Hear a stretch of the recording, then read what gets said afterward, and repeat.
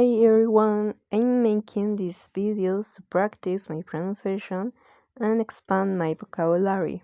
Today I want to talk to you about the struggle of choosing a career path.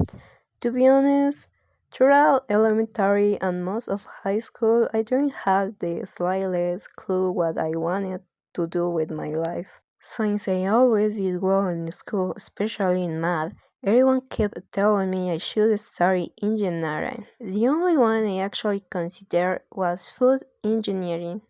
I first heard about it during a university field trip where a very friendly professor gave me and my friend an apple. However, I rolled it out pretty quickly. The tuition was way too expensive, it's not offered at many schools, and unfortunately, it's not a well paid career in my country. Back in 8th grade, I went through a phase where I just wanted to leave the country and work as a waitress. My logic was simple. Because of the exchange rate, the money I'd earn abroad would go a long way back home. I remember when I told my teacher at the time, she actually got offended as if working a service job was something to be ashamed of. Ironically, she would lecture us about success while that school paid her less than minimum wage. Eventually, I faced reality. I didn't speak the language well, I have a very shaky pulse for waitressing. And for some unexplainable reason, every time I wash white dishes, they somehow turn blue. Clearly, it wasn't meant to be. Then I cycled through a few other options.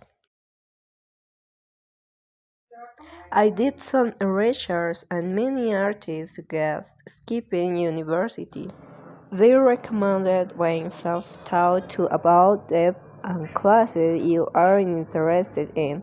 Plus, making a living as an artist here is a huge uphill battle. I realize there are way too many graduates for very few jobs openings. Besides, I'm a bit too antisocial to spend all day talking to strangers.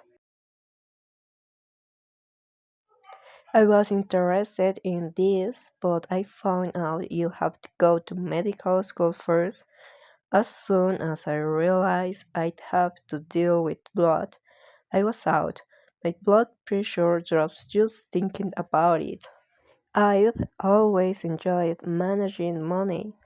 I'm the type of person who believes that money and friendship shouldn't mix because you usually end up losing both the cash and the friend.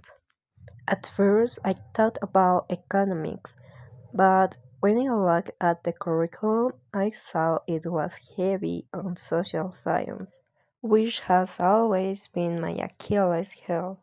That's how I finally landed on finance.